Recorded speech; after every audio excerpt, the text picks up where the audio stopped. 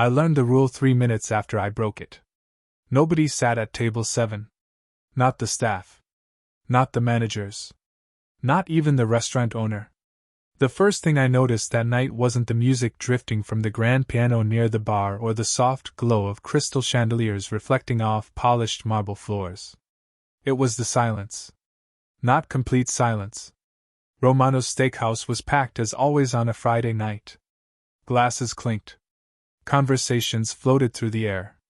Servers rushed between tables carrying trays loaded with sizzling steaks and expensive bottles of wine. But every few minutes, a strange hush rolled across the dining room like a wave. Heads turned. Voices lowered. Eyes shifted toward the same corner. Toward table 7. I had only been working there for 4 days. 4 exhausting days of double shifts, aching feet, and trying to memorize a menu that seemed longer than some college textbooks. Nursing school wasn't cheap. Rent wasn't getting any lower. And my 25-year-old Honda definitely wasn't going to fix itself. So when Romano's hired me, I grabbed the opportunity with both hands. Even if the place intimidated me. Especially tonight. The restaurant looked like something from a movie. Men in custom-tailored suits discussed business over $100 steaks. Women wearing jewelry worth more than my annual income laughed behind champagne glasses. And in the middle of it all sat the man at table 7. Ethan Moretti. At least that's what his reservation said. Nobody spoke his name out loud. They didn't need to. Everyone seemed to know exactly who he was. I noticed the way managers straightened their posture whenever he arrived. The way security guards suddenly became more alert. The way customers glanced at him before quickly looking away. He sat alone. Every single Friday, according to another waitress named Lisa. Same table. Same time. Same black suit. Same untouched chair across from him. Don't stare, Lisa had whispered earlier while polishing silverware. And whatever you do, don't bother him unless he asks. Why? I asked. She looked around before lowering her voice. Because that's Ethan Moretti. That explanation apparently answered everything for everyone except me. From where I stood, he didn't look terrifying. He looked tired. The dining room buzzed with energy around him, but somehow none of it reached his table. He sat motionless, one hand resting beside a glass of sparkling water, blue-gray eyes focused somewhere beyond the restaurant walls. Like he was seeing something nobody else could. Or someone. The strangest part wasn't that he sat alone. It was the empty chair. Nobody touched it. Nobody removed it. Nobody sat there. It remained perfectly positioned across from him every week. Waiting. As if the restaurant itself expected someone to eventually return. Around 8:30, the dinner rush hit harder than usual. Orders piled up. The kitchen was overwhelmed. Every server was running. My legs felt like concrete. I hadn't eaten since noon. My head pounded. After carrying trays back and forth for nearly 6 hours straight, I slipped into the side hallway near the private dining section, hoping for 30 seconds to breathe. That's when I made the mistake. The chair nearest me happened to be empty. And before my exhausted brain could process where I was, I pulled it back and sat down. Just for 5 seconds. 5 seconds to rest my feet. 5 seconds to close my eyes. 5 seconds to forget the rule nobody had fully explained. Then the entire restaurant went silent. Every sound disappeared at once. The piano stopped. Conversations died in the middle of sentences. Even the kitchen bells seemed quieter somehow. I opened my eyes and immediately realized something was wrong. Dozens of people were staring at me. A server carrying a tray near the bar had frozen completely. One of the managers looked seconds away from having a heart attack. Lisa stood across the dining room with both hands pressed against her cheeks. And directly in front of me sat Ethan Moretti. For one terrifying second, I thought I was about to lose my job. My stomach dropped so fast it felt like an elevator cable had snapped. I pushed myself upright so quickly the chair nearly tipped backward. "Oh my God!" I blurted. "I am so sorry." Nobody moved. Nobody spoke. Ethan looked up from the glass of water resting beside his plate. His expression did not change. Calm. Controlled. Impossible to read. Up close, he looked younger than I expected. Maybe mid-30s. Dark hair neatly combed back. Sharp features. Blue-gray eyes that seemed to notice everything. The kind of face that belonged on a magazine cover, except there was something distant behind his gaze. Something tired. "I did not know anyone was sitting here," I said quickly. "I mean, if someone had offered me $1,000 at that moment to explain what was happening, I would have failed miserably." My manager looked even more shocked than I felt. He opened his mouth, closed it again, then forced a stiff smile that looked physically painful. "Of course, Mr. Moretti," he said. Then he backed away so quickly you would have thought the floor was on fire. I stood there holding an order pad, wondering whether I had accidentally stepped into some alternate reality. Ethan returned his attention to the glass in front of him, as if nothing unusual had happened. Around us, the restaurant slowly came back to life. Conversations resumed. Silverware clinked. The piano started playing again. But the atmosphere felt different now. Every few minutes I caught someone glancing toward table 7. Toward me. "You know," I said before my common sense could stop me, "everyone in this room looks more nervous than I do." His eyes lifted slightly. "That is because you do not know me. That sounds mysterious. It is not meant to." I laughed quietly. "You are not helping your reputation." For the first time, I noticed something unusual. Ethan was listening. Not politely waiting for me to stop talking. Actually listening. Most wealthy customers barely acknowledged servers existed. We were part of the furniture. Invisible unless a steak arrived overcooked. But Ethan paid attention to every word. It made me unexpectedly self-conscious. "What are you studying?" he asked. The question caught me off guard. "Nursing." "Difficult." "That is one word for it." I glanced at my watch. "Clinical rotations at 6 in the morning. Classes during the day. Restaurant shifts at night. My coffee budget is becoming a serious financial concern." Another tiny flicker appeared near the corner of his mouth. It disappeared almost instantly. "And yet you seem optimistic." "That is because if I stop being optimistic, I will probably start crying."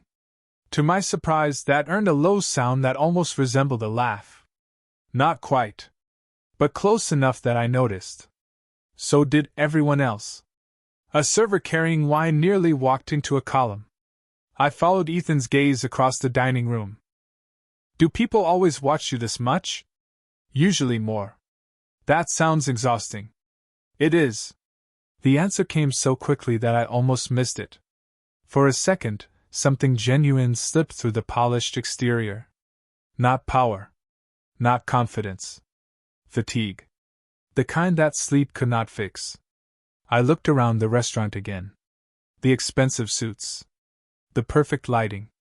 The flawless service. Everything seemed designed to impress. Yet somehow Ethan looked disconnected from all of it. Like a man attending a party he never wanted to join. Then my eyes drifted back to the empty chair across from him. The untouched place setting. The second water glass. I had noticed them earlier but only now realized how strange they were. Someone had prepared the table for 2. Every week. My curiosity immediately woke up. "Can I ask a question?" I said. "You already are." "Fair point." I nodded toward the empty chair. "Why is nobody allowed to sit there?" For the first time that evening, the warmth disappeared from his expression. His gaze settled on the chair. The noise of the restaurant seemed to fade around us. Seconds passed. Then he reached into the inside pocket of his jacket and pulled out an old photograph. He placed it carefully on the table between us. And everything changed. The photograph looked old enough that the edges had started to soften with time. A young woman stood beside Ethan on a pier somewhere along the coast. The ocean stretched behind them beneath a bright summer sky. She was laughing at something outside the frame. Ethan was smiling. Not the almost smile I had seen tonight. A real one. Open. Effortless. The kind that reached his eyes. For a moment I forgot to breathe. Then I looked up at the man sitting across from me. They barely seemed like the same person. "That is you?" I asked quietly. Ethan nodded once. His gaze never left the photograph. 10 years ago. I studied the picture again. The woman looked happy. Comfortable beside him. Like she belonged there.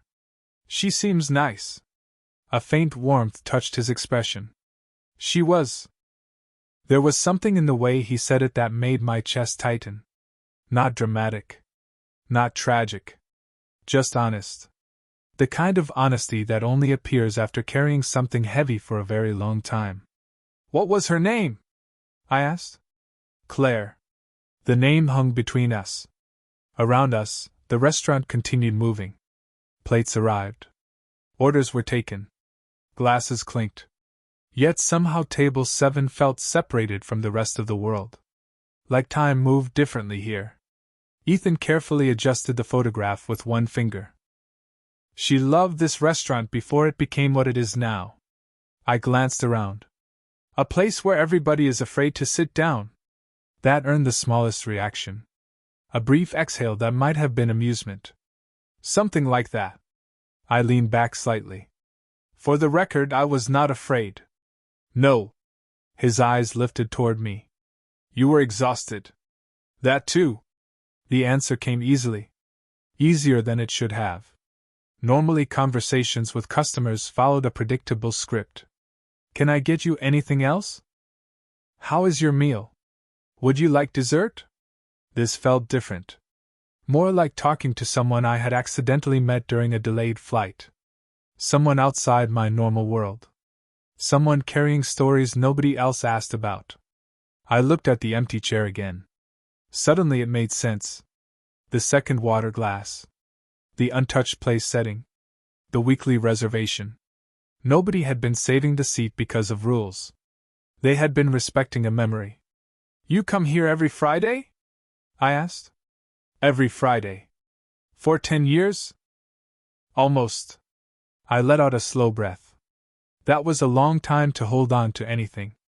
A dream. A promise. A loss.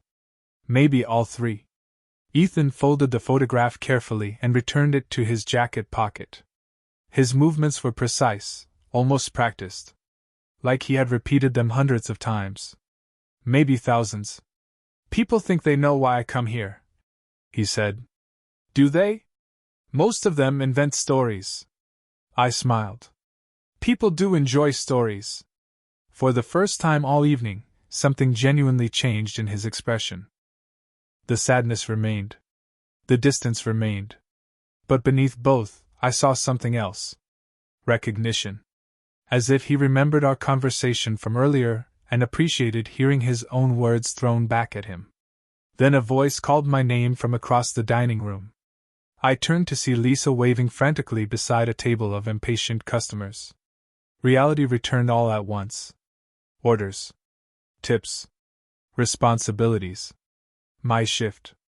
I stood reluctantly and picked up my order pad. "I should probably get back to work before they replace me with a robot." Ethan glanced toward the dining room before looking back at me. And then, for the first time that night, I saw the corner of his mouth lift ever so slightly. It was not a full smile. But it was close enough to make my heart skip. And judging by the stunned expression on Lisa's face across the room, I was not the only one who noticed. The rest of my shift should have been ordinary. It was not. Everywhere I went, people stared. Customers stared. Servers stared. Even the dishwasher gave me a look usually reserved for lottery winners and people about to be fired. By 10 o'clock, rumors had spread through the entire restaurant. Apparently Ethan Moretti had spoken to me longer than he had spoken to anyone in months. According to Lisa, that alone qualified as a historical event. "What did you do?" she demanded while we stood beside the service station folding napkins. "Nothing. That is impossible. I sat in the wrong chair." "Exactly." She pointed at me dramatically. "People do not survive social disasters like that." I laughed despite myself. You are making him sound like a dragon guarding treasure. Maybe not a dragon. She lowered her voice. But definitely something nobody wants to upset. Before I could answer, another order appeared in the window. I grabbed the plates and headed back into the dining room. The dinner rush had finally started slowing down.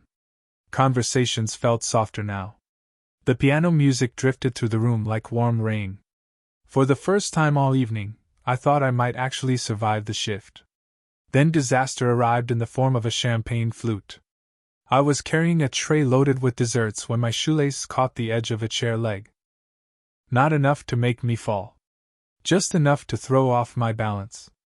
The tray tilted. My eyes widened. Time slowed. 3 slices of cheesecake wobbled dangerously. A chocolate mousse slid half an inch toward catastrophe.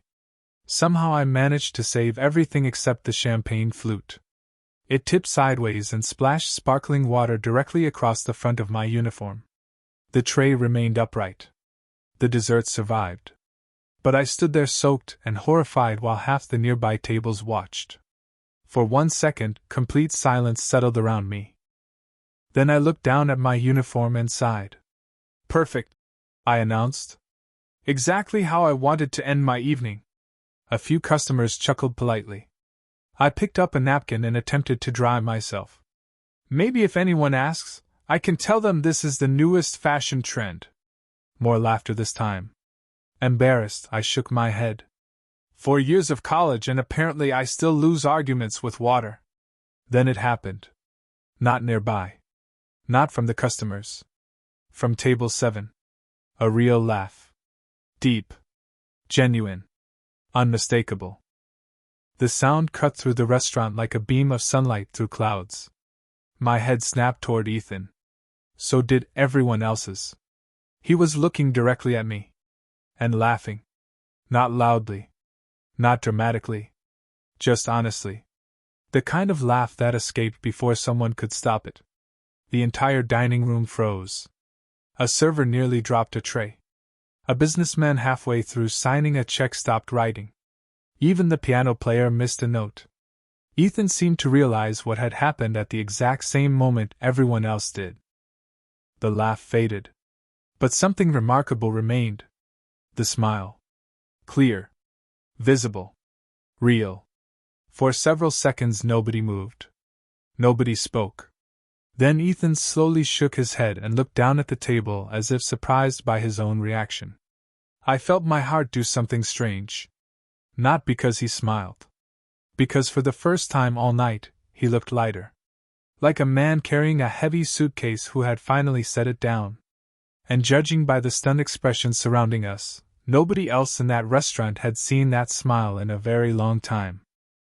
By the time my shift ended, the story had already escaped the restaurant. I did not know how. I did not know who started it. But somehow everyone seemed to know that Ethan Moretti had smiled. The night air felt cool against my skin as I stepped outside just after midnight. My feet hurt. My shoulders hurt. My brain felt like it had been running on fumes for the last 6 hours. Yet the image kept replaying in my head. That brief laugh. That smile. The strange look on his face afterward, as if he had forgotten he was capable of doing either. I pulled out my phone while walking toward the bus stop. 3 missed messages from Lisa. 7 from coworkers. One simply read, "What did you do to table 7?" I laughed out loud. A passing pedestrian glanced at me before continuing down the sidewalk. The city hummed around me. Taxi horns echoed in the distance. Street lights reflected off rain-dark pavement. New York never really slept. It just changed shifts. The next morning I arrived at Romano's 30 minutes early for my afternoon shift. The second I walked through the employee entrance, conversation stopped. "Oh no," I said immediately. "That is never a good sign." Lisa pointed at me from across the break room. "There she is." Several employees turned toward me at once. One of the bartenders actually applauded. "What is happening?" I asked. "You are famous," someone said. "Absolutely not." "Absolutely yes." I dropped my bag into a locker and stared at them. I literally spilled water on myself. Exactly. Lisa shook her head dramatically. Do you understand that some people have worked here for 10 years and never heard him laugh? I paused. Seriously? Nobody answered right away. They did not have to. Their expression said enough. Something about that realization unsettled me more than I expected. Not because of the attention. Because it made me think about the photograph again. About Claire. About the empty chair. Suddenly the smile felt less like a miracle and more like a glimpse. A tiny crack in a wall someone had spent years building. The afternoon passed quickly. Customers came and went. Orders piled up. Life returned to normal. Or at least as normal as it could. Around 7:30, the restaurant manager appeared beside me carrying a reservation list. Emily. That sounds ominous. Table 7 requested you. I blinked. Requested me? He nodded. Specifically. My stomach performed an unexpected somersault. Maybe he wants to complain about my service. Trust me, the manager said. If he wanted to complain, you would not be wondering. That was somehow not reassuring. A familiar hush drifted across the dining room. Heads turned toward the entrance. Conversation softened. I looked up instinctively. Ethan had arrived. Same black suit. Same calm expression. Same quiet presence that somehow changed the entire room. But tonight something was different. As he crossed the dining room, he glanced in my direction. Just once. And for the briefest moment, I saw recognition in his eyes. Then he reached table 7, pulled out the chair, and sat down. The chair across from him remained empty. Waiting. And for the first time since meeting him, I had the strange feeling it might not stay empty forever. When I approached table 7 that evening, my pulse was doing strange things again. Not because I was nervous around wealthy customers. Romanos had plenty of those. It was because Ethan Moretti seemed to exist slightly outside the normal rules of reality. The entire restaurant reacted to him without realizing it. Voices softened. Movements became more careful. Even the air felt different near his table. Good evening, I said, forcing myself to sound professional. Welcome back. Ethan looked up from the menu. The corners of his eyes softened slightly. Emily. The fact that he remembered my name should not have mattered. Yet somehow it did. Your usual? I asked. You already know my usual? I asked the kitchen. For the first time that night, a trace of amusement appeared in his expression. Efficient. Exhausted nursing students learn efficiency or they perish. He nodded thoughtfully. A fair point. I took his order and headed toward the kitchen, fully intending to focus on work. Unfortunately, the universe had other plans. Around 8 o'clock, a man in an expensive suit entered the restaurant with 3 business associates. The host seated them near the center of the dining room. At first, nothing seemed unusual. Then I recognized him. Trevor Collins. My stomach immediately tightened. We had dated briefly almost a year earlier. Briefly being the important word. Trevor had spent most of the relationship trying to explain why my goals were unrealistic, my schedule was unreasonable, and my determination to become a nurse was somehow inconvenient for him. Ending things had been one of the best decisions I had ever made. Apparently Trevor disagreed. The moment he spotted me, his expression changed. Not angry. Just irritated in the way people get when life refuses to follow their expectations. I hoped he would ignore me. Instead, he motioned me over. Emily. I stopped beside the table. Good evening. Can I get you something to drink? You work here now? Can I get you something to drink? His friends exchanged uncomfortable glances. Trevor smiled tightly. Still avoiding questions. Still asking the wrong ones. One of his associates suddenly became very interested in the wine list. Another stared directly into his water glass. Trevor leaned back in his chair. I always thought you would end up somewhere bigger. I smiled politely. I am exactly where I need to be.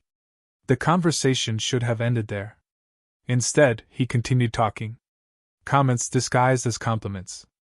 Observations designed to sound harmless. The kind of remarks that left people feeling smaller if they listened long enough. Normally, I handled situations like this by walking away. Tonight was different. Before I could respond, a calm voice drifted across the dining room. Emily. I turned. Ethan sat at table 7 watching quietly. I believe my coffee is getting cold. Relief washed through me so quickly it almost made me laugh. Coming right away. I stepped away from Trevor's table without another word. As I crossed the dining room, I noticed something unexpected. Several customers were watching. So were the managers. So was Trevor. And for reasons I could not explain, nobody looked concerned for Ethan. They looked concerned for Trevor. The coffee was still steaming when I placed it on the table. Ethan thanked me with a slight nod and returned his attention to the cup. For a moment neither of us spoke. The noise of the restaurant drifted around us like distant weather. Yet I could still feel Trevor watching from across the room. Some people had a talent for lingering even when they were not speaking. Someone seems determined to ruin your evening, Ethan said calmly. I looked down at the coffee pot in my hand. He is not ruining anything. No. No. I shrugged. People only have as much power over you as you give them. Ethan studied me for several seconds. And have you always believed that? The question caught me off guard. I thought about nursing school. About working double shifts. About years of hearing reasons why my goals were unrealistic. Then I smiled. Not always. But eventually I got tired of letting other people decide what my future should look like. Something thoughtful crossed his face. Before he could reply, movement near the center of the dining room drew my attention. Trevor had left his table. He was heading toward us. Wonderful. I silently counted to 3 and reminded myself that adulthood sometimes required patience. Trevor stopped beside table 7 and offered Ethan a polished business smile. The kind people practiced in mirrors before networking events. Good evening, he said. Sorry to interrupt. Ethan looked up slowly. The temperature in the conversation seemed to drop 10 degrees. You already have. Trevor laughed awkwardly. Right. Of course. For the first time all evening, I almost felt sorry for him. Almost. I was actually hoping to speak with Emily. You already did, Ethan replied. The silence that followed felt enormous. Trevor glanced at me, then back at Ethan. Something about the exchange clearly was not unfolding the way he expected. I just wanted to catch up, he said. Ethan leaned back slightly in his chair. His expression remained perfectly calm. That somehow made it more intimidating. Then I suggest you respect her answer. Trevor blinked. Excuse me? You heard me. The words were not loud. They did not need to be. Around us, conversations continued. Glasses clinked. The piano played softly near the bar. Yet somehow the entire restaurant seemed aware that something important had just happened. Trevor shifted uncomfortably. For the first time since arriving, he looked uncertain. Not threatened. Not frightened. Simply aware that he was standing on the wrong side of a conversation. I expected an argument. Instead, he glanced around the room and seemed to notice something. Every manager was watching. Several customers were watching. Even his own business associates had suddenly become fascinated with their menus. Trevor cleared his throat. Understood. Then he turned and walked back toward his table. Just like that. No scene. No drama. Just gone. I stared after him for a moment before looking back at Ethan. Did that work on purpose? A faint smile touched his face. Sometimes people simply need clarity. I laughed quietly. Remind me never to play poker with you. For the second time that week, a genuine smile appeared. Small. Brief. Real. And somehow it felt brighter than all the chandeliers in Romano's combined. 3 weeks later, everything changed. Not with a dramatic announcement. Not with some life-altering event. Just a phone call during my lunch break at nursing school. I stared at the email on my phone screen 3 separate times before believing it. The hospital had accepted my application. A full-time position. Better pay. Better hours. Actual benefits. For a solid minute I simply sat there in stunned silence while students hurried past me carrying backpacks and coffee cups. Then I laughed. Then I cried. Then I called my mother.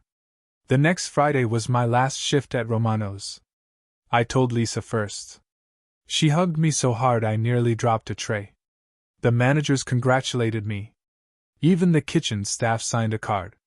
By 8 o'clock that evening, I had thanked half the building and nearly cried twice more. The only person I had not told yet was Ethan. Somehow that conversation felt harder than all the others. Maybe because over the past few weeks, Table 7 had become a strange constant in my life.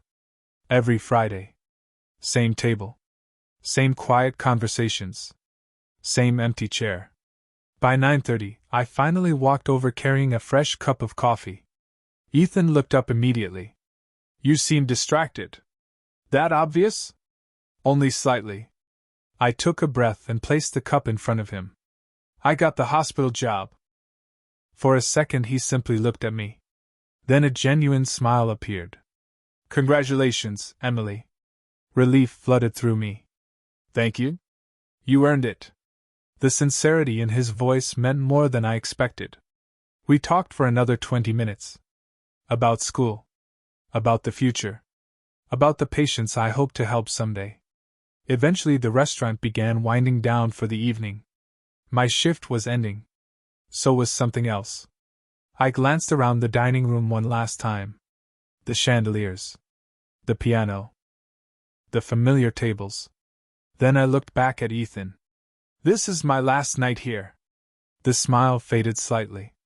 Not completely. Just enough. I know. You know? The manager told me yesterday. Of course he did. A quiet silence settled between us. Not uncomfortable. Just honest. Finally I stood. Well? Ethan looked at the empty chair across from him. Then back at me. Will you sit down? My heart skipped. Slowly, I pulled out the chair and sat. The chair that had started everything. Neither of us spoke for several seconds. The restaurant seemed softer somehow. Far away. Ethan studied the table for a moment before finally speaking. For 10 years, I came here because I thought holding on was the same thing as honoring a memory. I listened quietly. Then one day an exhausted waitress sat in the wrong chair. I laughed softly. Technically it was a very comfortable chair. His smile returned. Real. Warm. Unguarded. You reminded me that life continues. For a moment neither of us looked away. Then I reached across the table and gently tapped the second water glass. I think Claire would have wanted that. Ethan's eyes softened. I think she would too. When I finally left Romano's that night, I glanced back through the window before stepping onto the sidewalk. Ethan was still sitting at table 7. But something was different. The chair across from him no longer looked empty. And for the first time in a very long time, either did he.